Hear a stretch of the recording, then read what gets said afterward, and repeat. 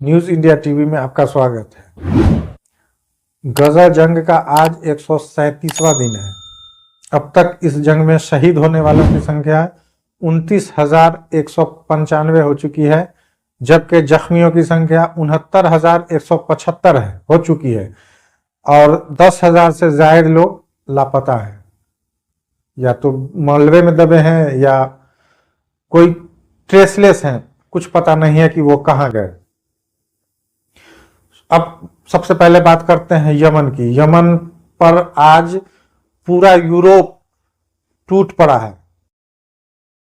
Yemen ने फिर कहा है कि हम पीछे नहीं हटेंगे और हम इजराइल का, ब्रिटेन का और जो भी यूरोप के देश हमसे लड़ने आए हैं, हम सब पर हमला करेंगे और सबका रास्ता रोकेंगे। और मुसलसल इजराइल, अमेरिका, ब्रिटेन का रास्ता रोक कर खड़ा है यमन लाल सागर में। यूरोपीय बेड़े आकर यमन पर हमला कर चुके हैं। इस हमले के जवाब में यमन ने भी फ्रांसीसी बेड़े पर 2 ड्रोन अटैक किया। फ्रांस ने दावा किया है कि हमने दोनों ड्रोन को मार गिराया है। कल अमेरिका के एक ड्रोन MQ-9 को यमन के लड़ाकों ने मिसाइल मार के गिरा दिया था। उस ड्रोन की कीमत $30 अरब थी और जिस मिसाइल से गिराया उसकी कीमत महज $50,000 है। अमेरिका को का ये बहुत बड़ा नुकसान माना जा रहा है कि अमेरिका को बहुत बड़ा तगड़ा झटका लगा है। अमेरिका बौखला गया है, तब उसने सारे यूरोपीय देशों को बुलाया है। अब ऐसा लगता है कि ये लड़ाई अमेरिका और यूरोप मिलकर तीसरे विश्व युद्ध की तरफ ले जा रहे हैं।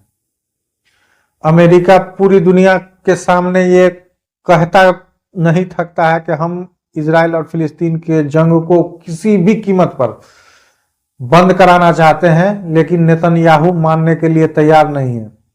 अमेरिकी अखबार ने दावा भी किया कि अमेरिका के प्रेसिडेंट जो बाइडेन ने नेतन्याहू को फोन पर गाली तक दिया, फिर भी वो मानने के लिए तैयार नहीं हुआ। उसके बावजूद अमेरिका ने $95 बिलियन का मदद भी किया और मंगल के रोज फिर कल अल्जीरिया ने यूनाइटेड नेशन के सिक्योरिटी काउंसिल में जंगबंदी का मसौदा लाया था कि किसी भी तरह से इजराइल और फिलिस्तीन के बीच जंग को बंद करा दिया जाए, सारी दुनिया मिलकर इसको रोके।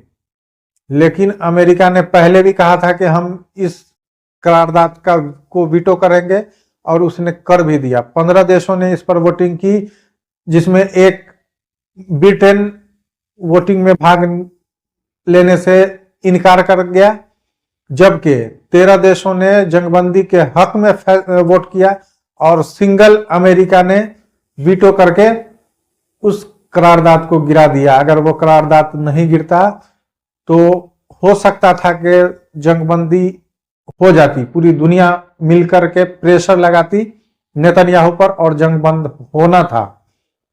लेकिन अमेरिका ने ऐसा करने से मना कर दिया। और अमेरिका का मजाक देखिए, अमेरिका यूरोपीय यूनियन को कहता है कि आप अपनी संसद में जंगबंदी का करारदाद को पास कराइए। यूनाइटेड नेशन में वीटो कर दिया और यूरोपीय यूनियन को कह रहा है, तो ये सिर्फ मजाक है। इस पर प्रतिक्रिया देते हुए फिलिस्तीनी राजदूत ने कहा है कि अमेरिका ने वीटो करके इजराइल को फिलिस्तीन में कत्लेआम का सर्टिफिकेट दे दिया है और बात भी एकदम सच है। दुनिया के सामने ये एकदम साफ हो गया, दूध के दूध और पानी की तरह। यूनाइटेड नेशन ने भी इस पर चिंता जताई है और उसने कहा है कि गजा में भूखमरी और कुपोषण से बच्चे लगातार मर रहे हैं। एक रिपोर्ट में यूनाइटेड नेशन ने बताया है कि 2 साल के बच्चे 6 बच्चों में से कम 2 बच्चे कुपोषण के शिकार हैं। इतनी तेजी से गजा में बच्चों में बीमारियां फैल रही हैं, बच्चे को खाने के लिए कुछ नहीं है, विटामिन की कमी हो रही है जिसकी वजह से कुपोषित हो रहे हैं बच्चे। गजा में हॉस्पिटलों का ये हाल है कि वहां एनेस्थीसिया की दवा खत्म हो गई है, बेहोश करने की दवा, सुन करने की दवा पूरी तरह से खत्म हो गया है। अब मरीजों का ऑपरेशन बिना एनेस्थीसिया के हो रहा है। तेल, फ्यूल की कमी हो गई है जिसकी वजह से लोग अब जख्मियों को गधे गाड़ी पर किसी तरह से सवार करके, लाद करके हॉस्पिटलों में पहुंचा रहे हैं। बिजली की कमी है।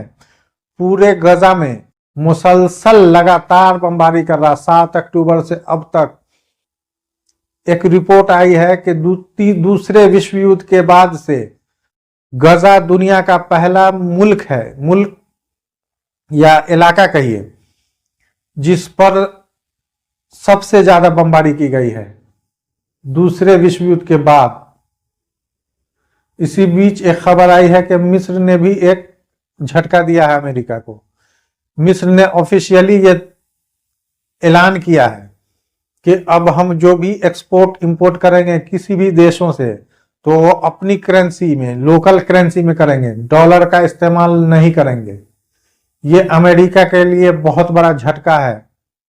हिजबुल्ला जब भी इजराइल में हमला करता है किसी भी जगह पर, तो वो या तो सैन्य अड्डा होता है या खुफिया सर्विलेंस का ऑफिस होता है या फिर बिजली सप्लाई वाला ऑफिस होता है। इस टाइप के इलाकों पर हमला करता है, सिविलियन पर नहीं।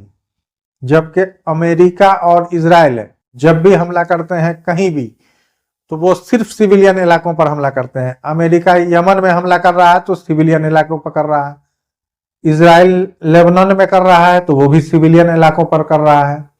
तो ये अमेरिका और इजराइल की, और ब्रिटेन भी वही करता है, सिर्फ सिविलियन इलाकों पर बमबारी करता है।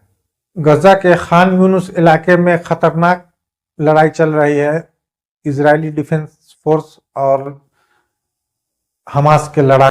कई जगहों पर गन फायरिंग हो रही है एक दूसरों के बीच।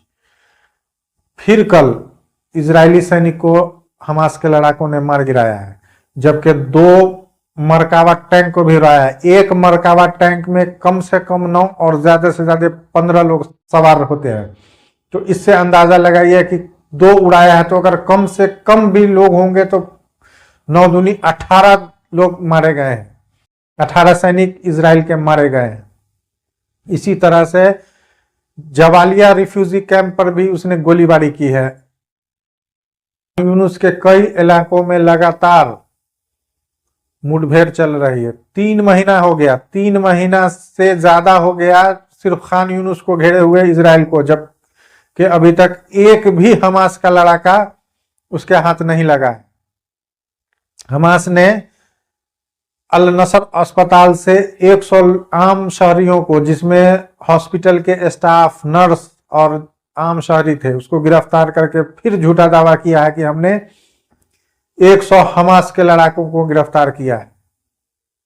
ये सरासर झूठ है अमेरिका का। इसी तरह से अल शिफा अस्पताल में भी उसने कहा था कि हमने हमास के लड़ाकों को गिरफ्तार किया है, और दिखाया था फोटो किसका, लिफ्ट के चैम्बर का, जिसे सारी दुनिया के मीडिया ने मजाक उड़ाया था इजराइल का कि ये झूठा दावा कर रहा है। और फिर इसी तरह का वो झूठा दावा अल नसर अस्पताल में कर रहा है। इससे पहले उसने रफा पर जब हमला किया था उसमें भी कहा था कि 2 शहरियों को हमने छुड़ाया है, वो भी झूठा दावा निकला। और उसकी रिहाई खुद हमास के लड़ाकों ने एक्सचेंज डील के तहत की थी। झूठ बोलने का ये मशीन है इजराइल, मशीन। हिजबुल्लाह ने 3 दिन पहले जो इजराइल पर मिसाइलों से हमला किया था उसमें इजराइल का पावर स्टेशन उड़ गया था, जिसकी वजह से आज 3 दिन से इजराइल के 15 से 20 लाख लोग अंधेरे में हैं। इस पर इजरायली मीडिया चीख रहा है कि ये बड़े जंग का इशारा है, और 70 सालों में ऐसा कभी नहीं हुआ जो इजराइल को इतना नुकसान हुआ इस 7 अक्टूबर के जंग से, जो 7 अक्टूबर से अब तक जंग जारी है, इसमें इजराइल को बेतहाशा नुकसान हो रहा है। यमन ने फिर अपने बहादुरी को दुनिया के सामने पेश किया है। उसने एक वीडियो जारी करके दिखाया है कि उसने अमेरिका का एक खुफिया हथियार जो पानी के अंदर रहता है और उसमें किसी आदमी को उसको ऑपरेट करने की जरूरत नहीं है, वो ड्रोन के टाइप का है जो मानव रहित है, उसको पकड़ के दुनिया के सामने पेश किया है। इसको पकड़ने की कोशिश कई सालों से ईरान कर रहा था। इसको पकड़ना बहुत ही मुश्किल काम है, जिसे आज यमन के लड़ाकों ने कर दिखाया है। दुनिया इसको देखकर हैरान है कि यमन ने इस तरह का काम कैसे कर लिया। पिछले 48 घंटों के अंदर इजराइल ने गजा पर 11 बार एयर स्ट्राइक किया है। इस एयर स्ट्राइक में 118 लोग शहीद हुए हैं, जबकि 168 लोग जख्मी हुए हैं। जख्मी लोग मलबे में दबे हुए हैं। इजरायली सैनिक मलबे से जख्मियों को निकालने नहीं दे रही है, जबकि जो शहीद हुए हैं उसकी लाशें सड़कों पर बिखरी हुई है, उसे भी उठाने नहीं दे रही है इजरायली सैनिक। इस तरह की दरिंदगी कर रही है इजराइल में इजरायली सैनिक गजा पट्टी। UNRAW ये दुनिया की एक इकलौती ऐसी संस्था है जो गजा में रिलीफ का काम कर रही है।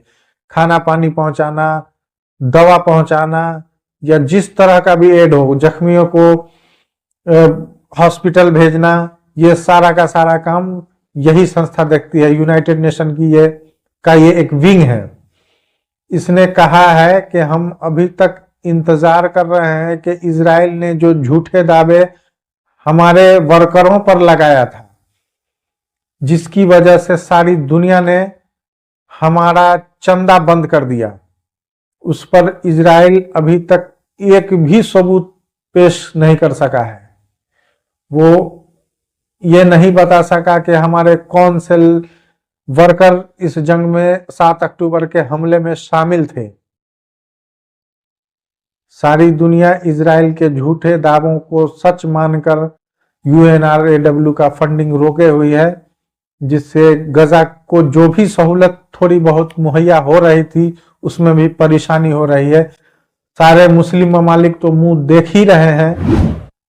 अब जो भी थोड़ी बहुत उम्मीद UNRAW से थी वो भी लगता है कि बंद हो जाएगी।